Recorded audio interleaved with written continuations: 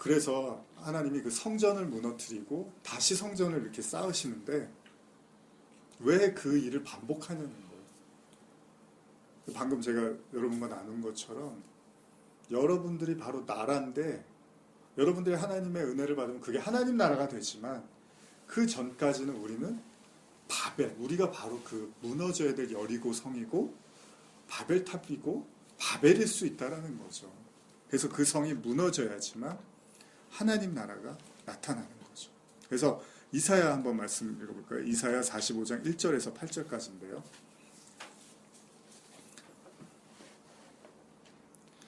그 고레스에 대한 이야기를 이사야가 언급을 합니다.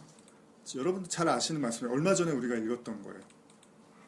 1절에서 8절까지 교독하시겠습니다. 여호와께서 그의 기름 부음을 받은 고레스에게 이같이 말씀하시되 내가 그의 오른손을 붙잡고 그의 앞에 열국을 항복하게 하며 내가 왕들의 허리를 풀어 그 앞에 문들을 열고 성문들이 닫히지 못하게 하리라. 내가 너보다 앞서가서 험한 곳을 평탄하게 하며 논문을 쳐서 부수며 쇠빗장을 꺾고 내게 흑암 중에 보화와 은밀한 곳에 숨은 재물을 주어 내 이름을 부르는 자가 나 여호와 이스라엘의 하나님인 줄을 내게 알게 하리라. 내가 나의 종 야곱, 내가 택한 자 이스라엘, 곧 너를 위하여 내 이름을 불러 너는 나를 알지 못하였을지라도 내게 칭호를 주었노라. 나는 여호와라. 나 외에 다른 이가 없나니 나밖에 신이 없느니라. 너는 나를 알지 못하였을지라도 나는 내 띠를 동일 것이요 해 뜨는 곳에서든지 지는 곳에서든지 나밖에 다른 이가 없는 줄을 알게 하리라. 나는 여호와라. 다른 이가 없느니라. 나는 빛도 짓고 어둠도 창조하며 나는 평안도 짓고 환난도 창조하나니 나는 여호와라. 이 모든 일을 행하는 자니라 하였노라. 하늘이여 위로부터 공의를 부리며 구름이여 의를 부를지어다. 땅이여 열려서 구원을 싹트게 하고 공의도 함께 운돋게 할지어다. 나 여호와가 이 일을 창조하였느니라. 갑자기 느닷없이 고레스에게 기름을 부으고 기름 부음 받은 자라고 고레스를 표현하고 있어요. 자, 그럼 이게 어떤 의미, 우리가 어떤 영적인 의미로 접근을 한다면 결국 무엇입니까? 그들이 예루살렘 성전이라고 믿고 그 성전 안에서 뭐 하나님을 찬양하고 제사를 지내고 했던 그것이 결국은 하나님 보시기에는 악을 행하는 것이었으니까 그 율법을 가져다가 에스겔에 의하면 자기를 돋보이고 자기를 치장하고 자기의 선민을 나타내기 위한 거만하고 목이 곧은 백성으로서의 그런 모습을 지었다면 바로 거기가 뭐가 되는 거예요? 예루살렘 성전이 아니라 무너져야 될 바벨이 되는 거예요. 그래서 무너뜨리는 거예요.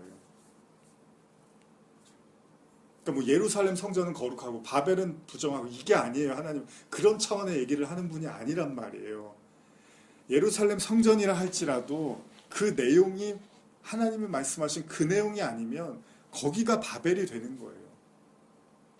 그래서 바벨처럼 하루 그렇게 한 방에 무너지는 거죠. 근데 왜 쌓냐는 거예요, 그러면? 왜 쌓는 거예요? 진짜 의미의 성전을 쌓기 위해서. 그러니까 회복이 뭡니까? 비틀어지고 어그러지고 잘못된 거는 무너뜨리고 진짜 원래의 본뜻을 다시 세우는 거잖아요.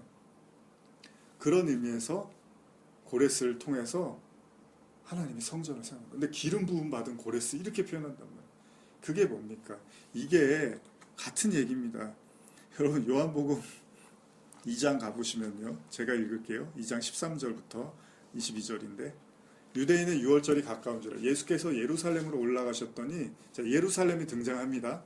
성전 안에서 소와 양과 비둘기 파는 사람들과 돈 바꾸는 사람들이 앉아있는 것을 보죠. 지금 똑같은 얘기예요. 지금 구약 때 무너져야 될 성전이 지금 신약에 와서 예수님 보기에도 똑같은 거예요. 그러니까 어떻게 하세요? 노끈으로 채찍을 만드사 양이나 소를 다 성전에서 내쫓으시고 돈 바꾸는 사람들의 돈을 쏟으시며 상을 엎으시고 비둘기 파는 사람들에게 이르되 이것을 여기서 가져가라. 내 아버지의 집으로 장사하는 집 만들지 말라. 장사, 매매하고 있다는 거예요. 그래서 계시록에서 짐승의 표를 매매로 이야기하는 거예요. 짐승의 표를 받은 자들은 매매하는데 그거 없으면 매매 못한다는 게 계속 제가 반복해서 말을 하지만은 짐승의 표, 하나님의 말씀, 그 옛 남편이 죽지 않은 자들은 하나님의 말씀 가지고 매매하더라는 거예요. 장사하더라는 거예요. 장사 왜 하죠? 돈 벌려고 하죠. 돈 벌어서 뭐 하게? 소고기 사 먹게요? 돈 벌어서 자기를 치장하고 꾸미고 집을 사고 부유하게 하기 위해서 하잖아요. 그러니까 예수님이 지금 뭐라고 하면 성전에 와서 너희들 그런 걸 채우려고 너희들의 그 욕망과 이기심을 채우기 위해서 너희들이 성전에 와서 매매를 하고 있다는 거예요.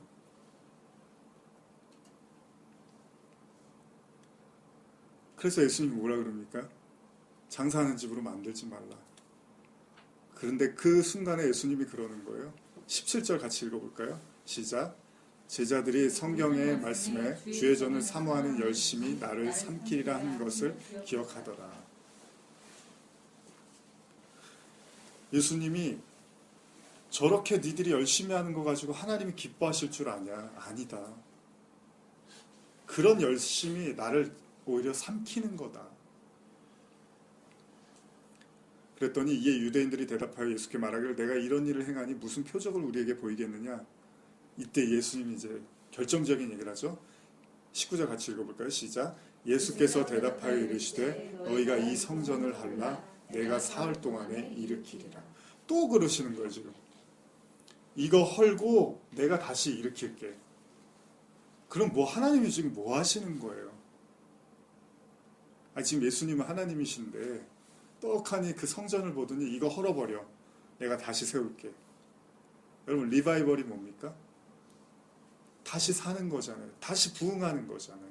부흥, 뭐 다시 삶, 다 그런 의미잖아요. 그러면 하나님이 다시 살기 위해서는 먼저 뭘 해야 돼요? 뭔가가 먼저 죽어야 되죠. 그래야지 다시 사는 게 이걸 부활이라고 하는 거잖아요.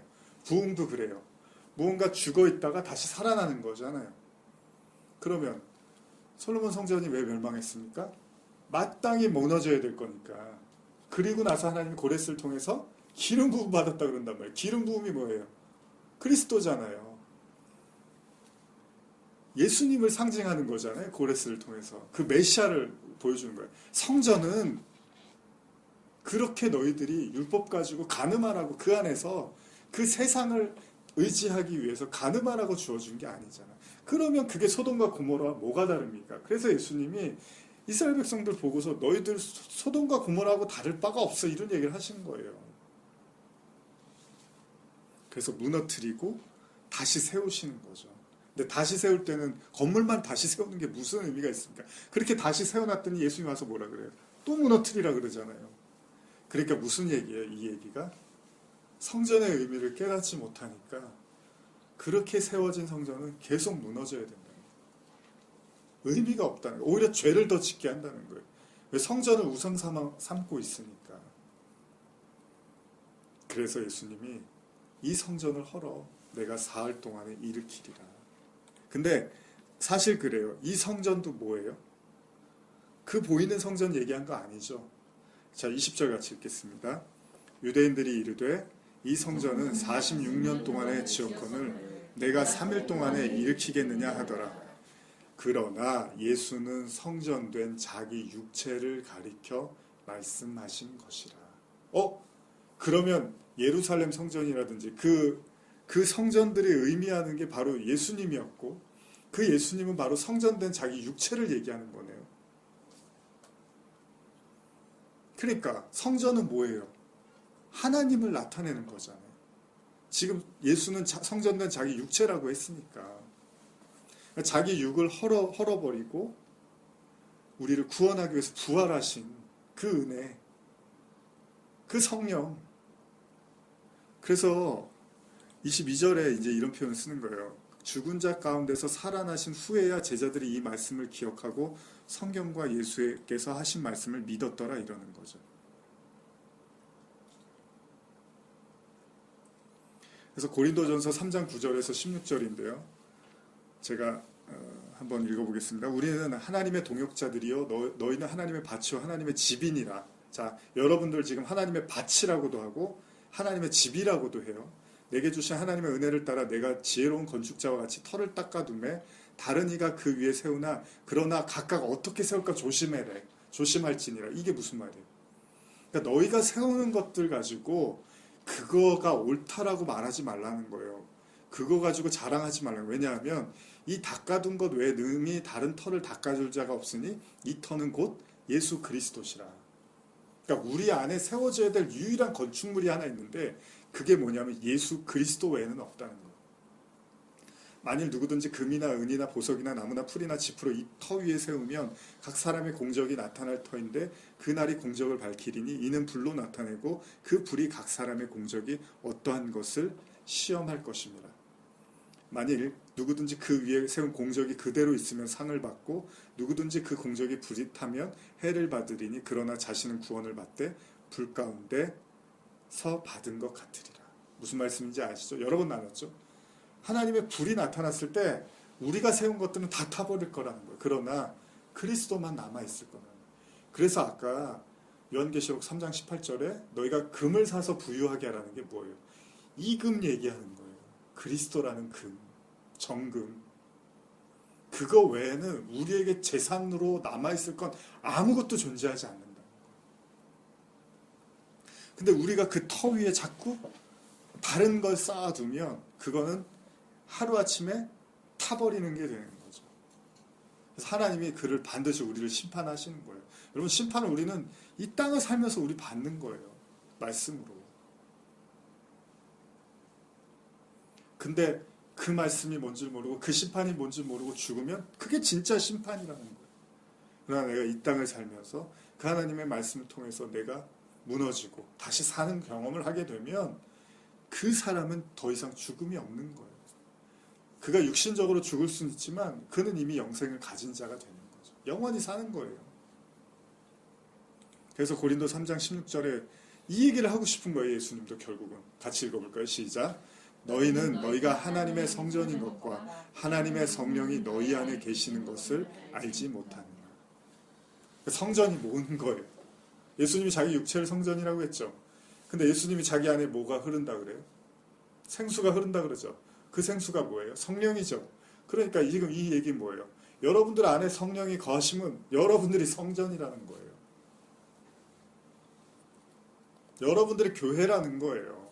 물론 교회가 여러 명이 모여서 이런 공동체적 교회도 있지만 일단 기본적으로 개체로서 여러분들 한 사람 한 사람이 교회라는 거죠. 그러면 그 교회 안에는 반드시 생수가 흐르고 있어야 되는 거예요. 성전 안에는 생명수가 있어야 되는 거예요.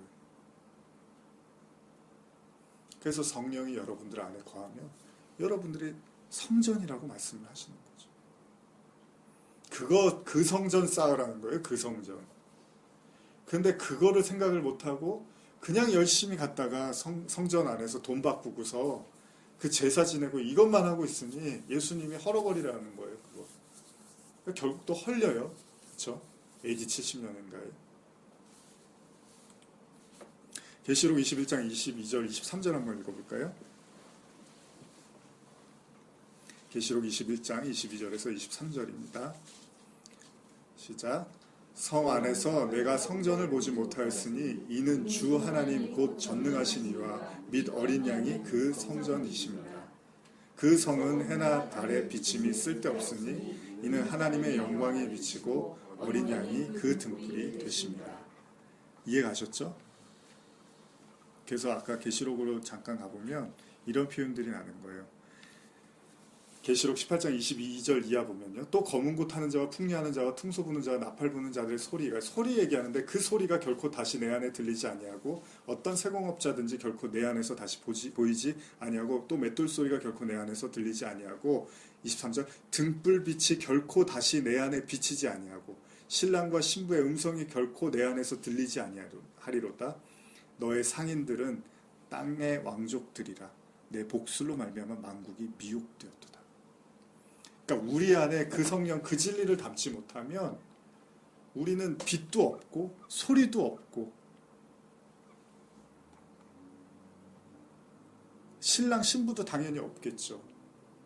왜냐하면 그 새 신랑이 와야 되는데 거짓 옛 남편 율법이라는 남편을 가지고서 자기를 사치를 하기 위해서 말씀을 갖다 써버렸으니 기껏 말씀을 줬더니 우리는 선민이에요. 우리는 이렇게 말씀을 잘 지켜요. 우리는 일주일에 금식을 몇 번 하고 남을 위해서 이렇게 돕고 이게 이게 바리새인의 기도였잖아요. 예수님이 말씀하시는. 세리는 하늘도 감히 쳐다보지 못하고 가슴을 치며 죄인이라고 고백을 하는 거죠. 바로 그 안에 하나님의 성령, 그 빛이 있지 않으면 그 영원한 깜깜함으로, 영원한 죽임으로 가게 된다는 거죠. 그래서 예수님이 이 말씀을 하시고 싶은 거예요. 진정한 성전은 하나님이시래요. 내가 성전을 보지 못하였으니 이는 주 하나님 곧 전능하신 이와 및 어린 양이 그 성전이십니다. 그 성은 해나 달의 비침이 쓸데없으니 이는 하나님의 영광이 비치고 어린 양이 그 등불이 되십니다.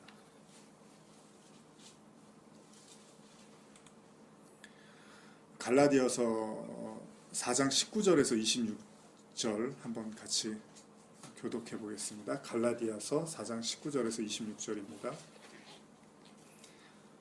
나의 자녀들아 너희 속에 그리스도의 형상을 이루기까지 다시 너희를 위하여 해산하는 수고를 하노니 내가 이제라도 너희와 함께 있어 내 언성을 높이려 함은 너희에 대하여 의욕이 있음이라. 내게 말하라. 율법 아래에 있고자 하는 자들아 율법을 듣지 못하느냐. 기록된 바 아브라함에게 두 아들이 있으니 하나는 여종에게서 하나는 자유 있는 여자에게서 낳았다 하였으며 여종에게서 육체를 따라 낳고 자유 있는 여자에게서는 약속으로 말미암았느니라. 이것은 비유니 이 여자들은 두 언약이라. 하나는 신의 산으로부터 종을 낳은 자니 곧 하갈이라. 이 하갈은 아라비아에 있는 신의 산으로서 지금 있는 예루살렘과 같은 곳이니 그가 그 자녀들과 더불어 종노릇하고 오직 위에 있는 예루살렘은 자유자니 곧 우리의 어머니라. 예루살렘으로 이제 묘사를 하고 있는 거예요.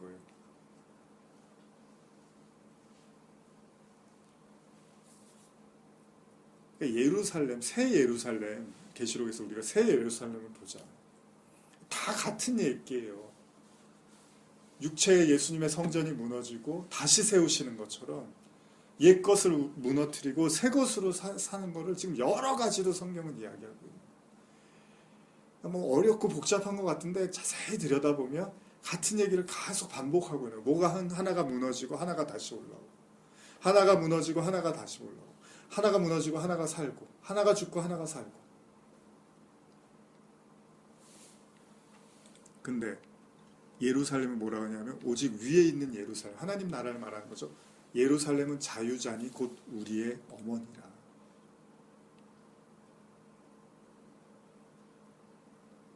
네, 이 하갈은 아라비아에 있는 신의 산으로서 지금 있는 예루살렘과 같은 곳이니 그가 그 자녀들과 더불어 종노릇하고, 이제 아래의 땅을 얘기하는 거잖아요.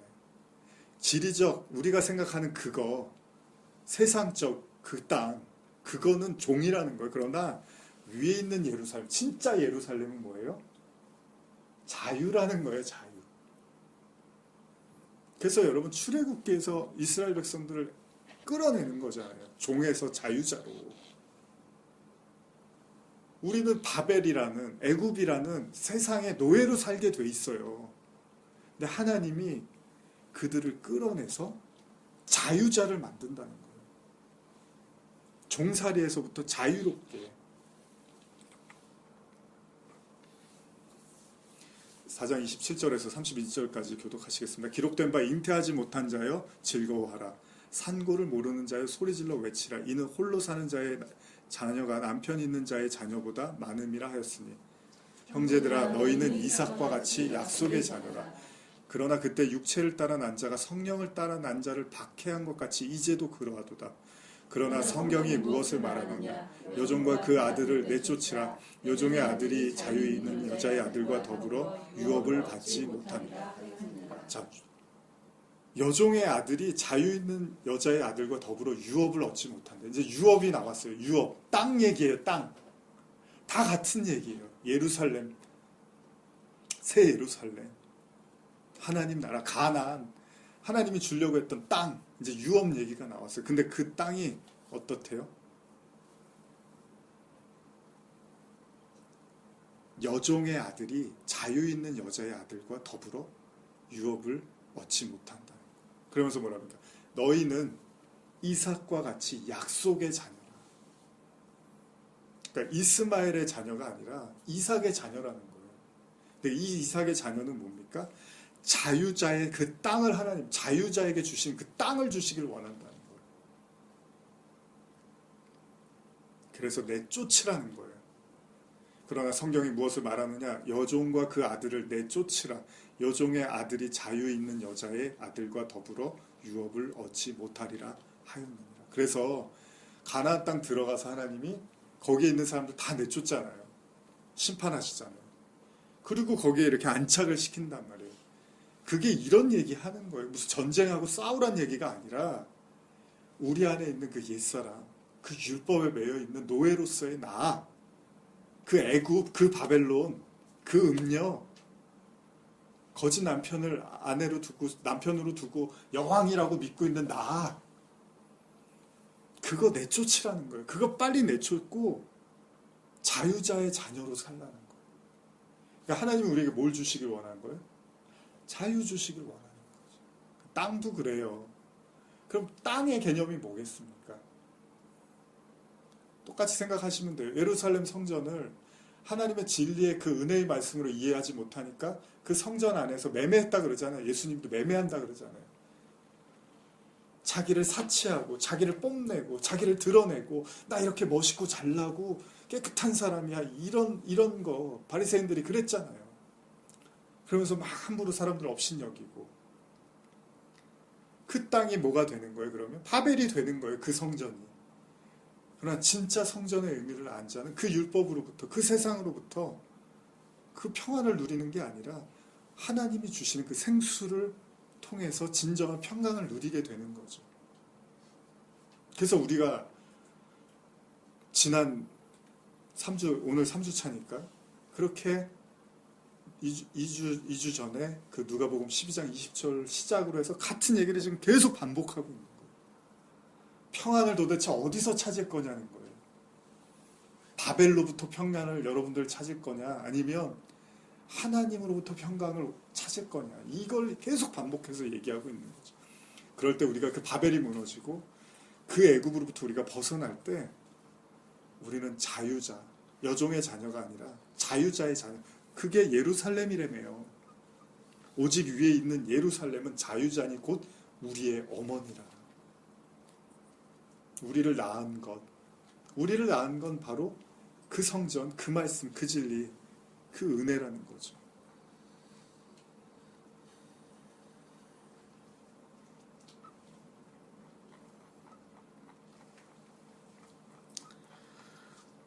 오늘 좀 다 맞추고 싶었는데 다음 주에 한 주 더 이 주제를 가지고 말씀을 나눠야 될 것 같습니다.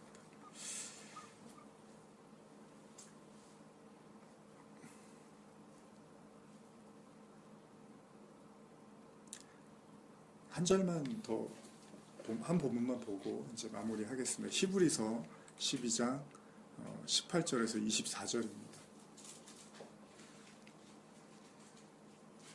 히브리서 12장 18절에서 14절입니다. 같이 교독하시겠습니다.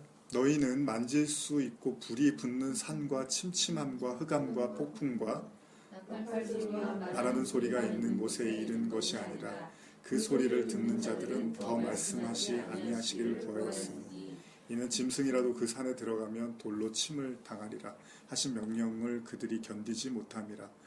그 보이는 바가 이렇듯 무섭기로 모세도 이르되 내가 심히 두렵고 떨린다 하였느니라.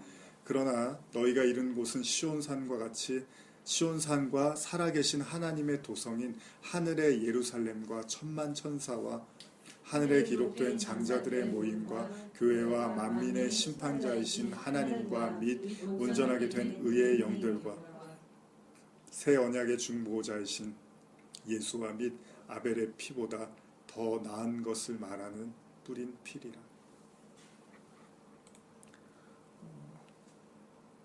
제가 우리말로 다시 한번 읽어드릴게요. 여러분들이 나아가 도착한 곳은 시내산 신의 산 같은 곳이 아닙니다. 곧 손으로 만질 수 있고 불이 타오르며 어둡고 깜깜하며 폭풍과 나팔 소리와 말씀하시는 음성이 들리는 곳과 같지 않습니다. 그 음성을 듣는 사람들은 하나님께서 자기들에게 더 이상 말씀하시지 않기를 애원했습니다. 그들이 짐승이라도 그 산에 닿으면 돌에 맞아 죽게 하라고 한 명령을 감당하지 못하였기 때문입니다. 너무 무서웠던 거예요. 하나님이 출애굽기에 나타나. 그 광경이 얼마나 무서웠던지 모세도 나는 너무 두렵고 떨린다고 말했습니다. 신명기 9장 19절에 이제 그런 기록이 되어 있습니다. 그러나 여러분들이 나아가 다다른 곳은 시온산 곧 살아계신 하나님의 도시인 하늘의 예루살렘입니다. 또한 여러분들은 잔치에 운집한 수많은 천사들의 무리와 하늘에 등록된 장자들의 교회와 만물의 심판 주이신 하나님과 완전하게 된 의인의 영들과 새 언약의 중보자이신 예수와 아벨의 피보다 더 나은 소식을 전해준 예수께서 뿌리신 피에 이르렀습니다.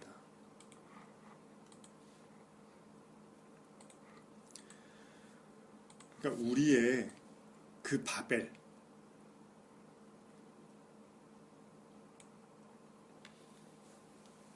우리의 그 사실 다 같은 얘기죠. 이스마엘의 자녀, 율법. 그게 바벨이고 세상이고 애굽이고 음녀고 거짓 선지자하고 다 똑같은 얘기예요. 그것이 반드시 무너질 때 우리는 그 자유자로서의 예루살렘을 유업으로 받게 된다는 거예요.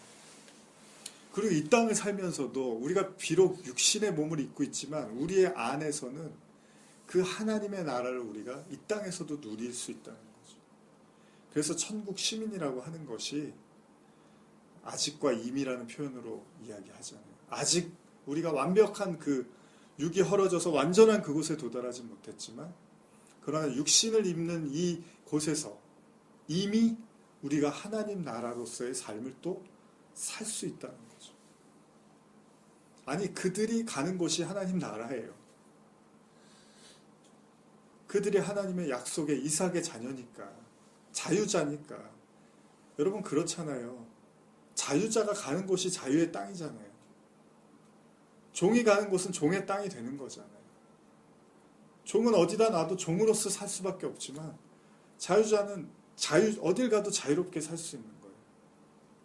하나님이 여러분에게 주시고자 하는 유업은 그 예루살렘, 하늘의 도성, 두렵고 떨리는 하나님에 머물러 있는 것이 아니라 그리스도의 피로 말미암아 담대하게 하나님 앞에 나갈 수 있는 거예요. 그리고 그 성전은 바로 하나님이시래요. 그리고 그 하나님이 여러분 안에 성령으로 계시면 여러분들이 성전이니까 여러분들 하나님이 다시 세우시는 거죠. 이게 진짜 평안이라는 거죠. 이 과정을 겪지 않으면 그게 도적이라는 거예요.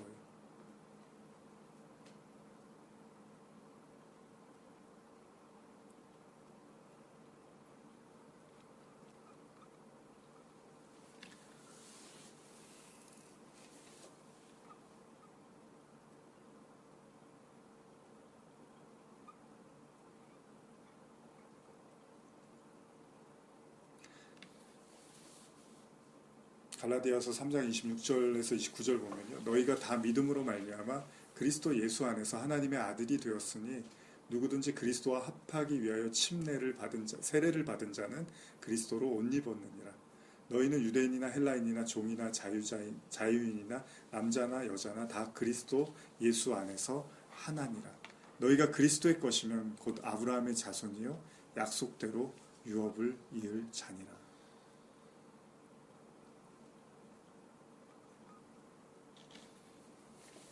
그래서 팔복이 시작할 때 온유한 자는 팔복의 내용을 보면 온유한 자는 복이 있나니 그들이 땅을 기업으로 받을 것입니다.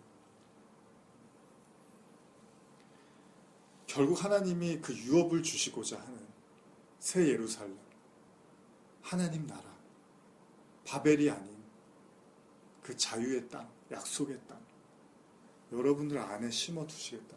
성령으로. 그게 평안이라는 거예요, 하나님이. 그래서 이스라엘 백성들이 가나안 땅 가서 그렇게 많은 전쟁을 치르고 그렇게 어려움들을 겪으면서 비로소 전쟁이 그치는 그 지점을 경험하게 되는 거죠.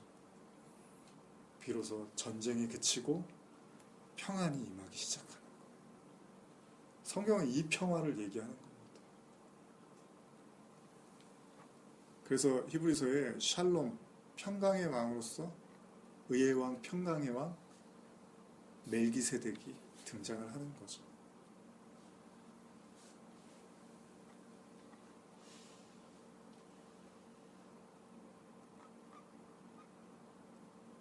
그래서 여러분들 안에 그 생수가 흐르면 계시록 22장 1절에서 25절인데요. 제가 한번 읽어드릴게요. 또 그가 수정같이 맑은 생명수의 강을 내게 보이니 하나님과 및 어린 양의 보좌로부터 나와서 길 가운데로 흐르더라. 강 좌우에 생명나무가 있어 12가지 열매를 맺되 달마다 그 열매를 맺고 그 나무 잎사귀들은 만국을 치료하기 위하여 있더라. 다시 저주가 없으며 하나님과 그 어린 양의 보좌가 그 가운데 있으리니 그 종들이 섬기며 그의 얼굴을 볼 터이요 그의 이름들도 그들의 이마에 있으리라. 다시 밤이 없겠고 등불과 햇빛이 쓸데없으니 이는 주 하나님이 그들에게 비추십니다. 그들이 세세토록 왕노릇하리라. 예수님이 제자들에게 뭐라고 하십니까? 너희는 세상의 소금이라. 소금이니 소금이 만일 그 맛을 잃으면 무엇으로 짜게 하리려. 후에는 아무 쓸데없어 다만 밖에 버려져 사람들에게 밟힐 뿐이라. 너희는 세상의 빛이라. 산 위에 있는 동네가 숨기지 못할 것이요. 그래서 빛이라고 하는 거예요. 그 성령을 통해서 하나님이 그 안에 계신 자들을 너희가 바로 빛이라는 거예요. 왜? 하나님이 날마다 그를 비추고 계시니까 그가 세세토록 왕노릇 하는 거죠. 하나님과 동행하니까, 왕이신 하나님과 함께하니까. 그래서 왕같은 제사장이라고 하는 거예요, 우리를.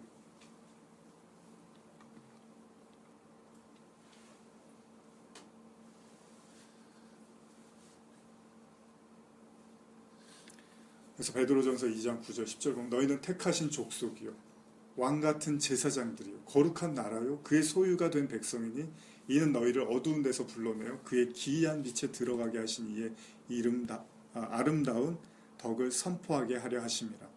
너희가 전에는 백성이 아니더니 이제는 하나님의 백성이요 전에는 긍휼을 얻지 못하였더니 이제는 긍휼을 얻은 자니라. 그러면서 이제 멜기세덱 이야기가 나오는데요. 멜기세덱에 대한 말씀을 사실 좀 오늘 다 하고 마무리를 하려고 했는데 다음 시간에 조금 언급을 하고 또 다음 주에 다른 또 말씀으로 같이 나눴으면 좋겠습니다. 여러분들 하나님 나라는 먹는 것과 마시는 것이 아니요 오직 성령 안에 있는 의와 평강과 희락이라고 했습니다. 그리고 예수님은 하나님의 나라가 바로 너희 안에 있다고 말씀을 하셨습니다. 여러분 정말 우리가 쌓아야 될 것은 우리의 곳간에 재물과 그 바벨에서 얻은 그 양식들이 아닙니다. 여러분들의 마음에 하나님 나라 그리스도 정금으로 사서 부유하게 됐을 때 비로소 여러분들이 평안을 누릴 수 있습니다. 그것 외에는 성경에서 평안을 언급할 수가 없습니다. 하나님이 주시는 평안 외에는 다른 평안은 우리가 논할 수가 없습니다. 그것들은 금방 사라질 것입니다. 하나님이 주시는 평강, 그 평강만이 우리의 유일한 유업입니다. 제가 이 말씀을 준비하면서 하나님이 도대체 우리에게 무엇을 주시기를 원할까 그런 고민들을 많이 했어요. 아무리 오래 살면 뭐합니까? 10만 년을 20만 년을 산다 하더라도 내게 평안이 없으면 그 시간들도 부담스러울 수 있어요. 지겨울 수 있다. 영생을 이야기하는데 교회 가면 우리가 영생, 구원 때문에 우리가 예수 믿는다고 하잖아요.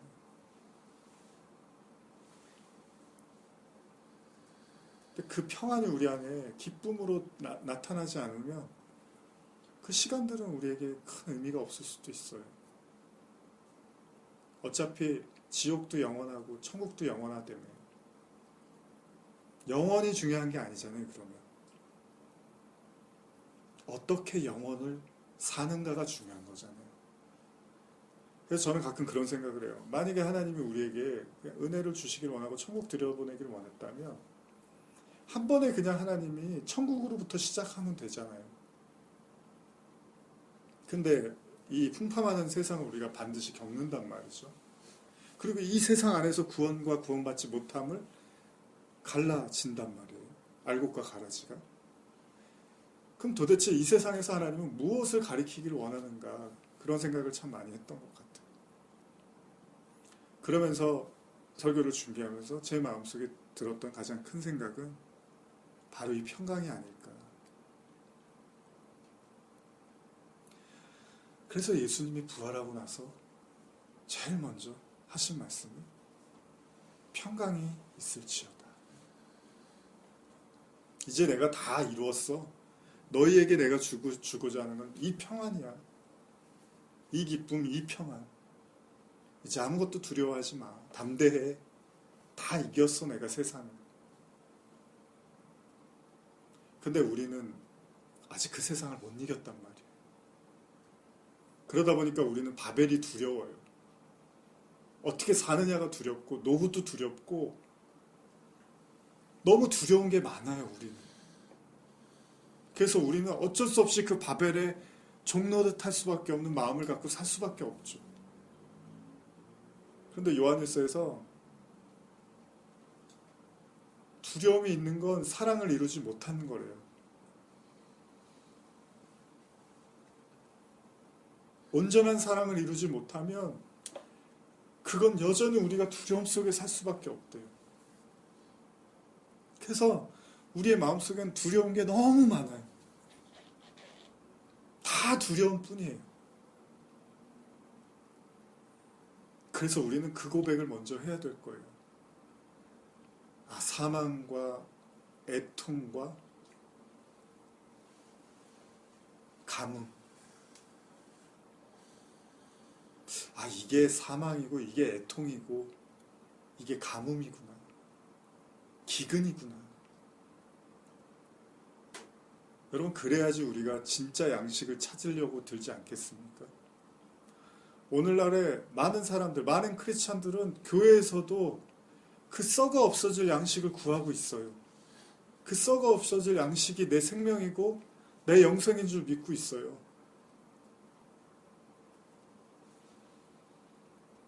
그래서 진짜 말씀을 들으면 내가 기근이구나. 내가 애통하고 있구나. 내게 생명이 없구나. 그게 나쁜 게 아니잖아요. 그렇게 우리는 말씀에 의해서 심판을 받고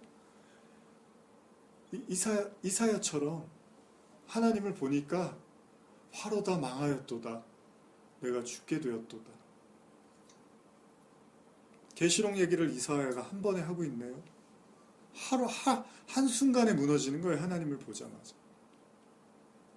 근데 하나님이 그에게 그를 용서하시고 그를 오히려 하나님의 일꾼으로 삼으시잖아요.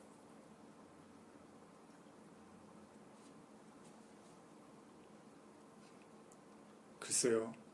여러분들에게 그 하나님의 평강은 어떤 가치가 있습니까? 무엇을 주고도 살 수 없는 그 평강. 저는 그게 가장 우리의 삶에 중요하다고 생각합니다. 여러분들의 목숨과 호흡이 달려있는 그 마지막 순간까지 구해야 될 것은 그 자유인에게 주시는 그 유업, 그 평강의 나라, 그 영원한 하나님의 나라, 그거보다 더 중요한 게 어디 있겠습니까? 그래서 저는 더 현실적인 사람은 그걸 생각할 거라고 생각해요. 비현실적인 사람이 하나님 나라를 구하는 게 아니라 우리가 영원히 존재한다는 걸 깨달았기 때문에 진짜 현실적인 사람은 하나님 나라를 찾을 수밖에 없다고 생각해요. 하나님 나라를 얘기하면 비현실적으로 생각할 수 있어요. 많은 사람들이. 아니요. 우리가 너무 현실적이기 때문에 노후를 걱정하듯이 우리의 삶의 이후를 걱정하는 거, 그게 진짜 현실적인 사람 아닙니까?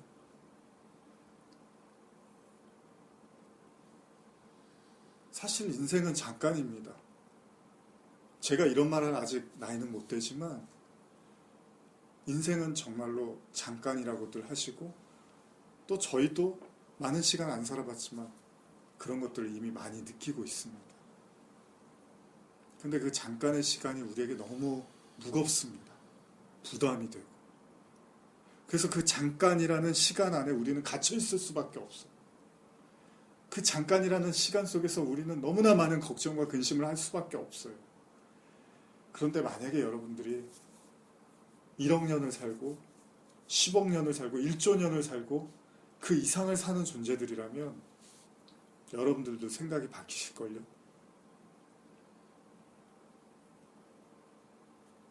이 잠깐의 삶도 되게 중요하지만 내게 주어진 영원한 삶이 존재한다면 그게 더 중요하겠구나.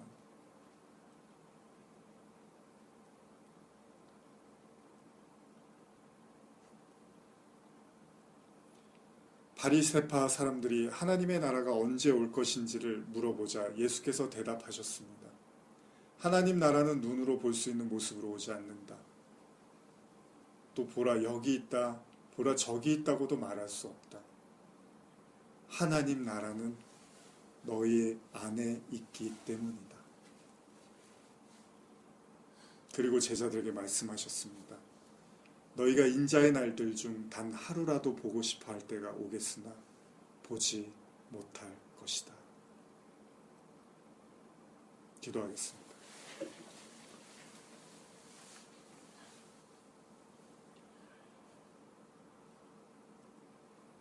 우리의 평화는 어디에서 옵니까?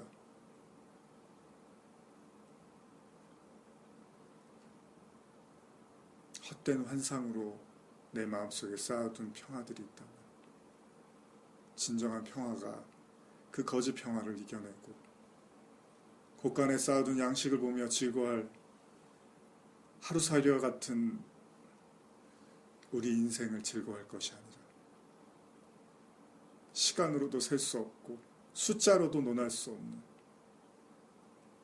인간의 언어로 표현할 수 없는 영생을 살기 위해 우리를 부르신 그 하나님으로부터 오는 그 평화를 누리게 하여 주시옵소서. 샬롬, 평강이 있을지어다. 오늘 예수님의 그 음성이, 그리스도의 그 은혜가 우리의 마음속에 빛을 발하게 하여 주시옵소서. 예수님의 이름으로 기도드립니다. 아멘.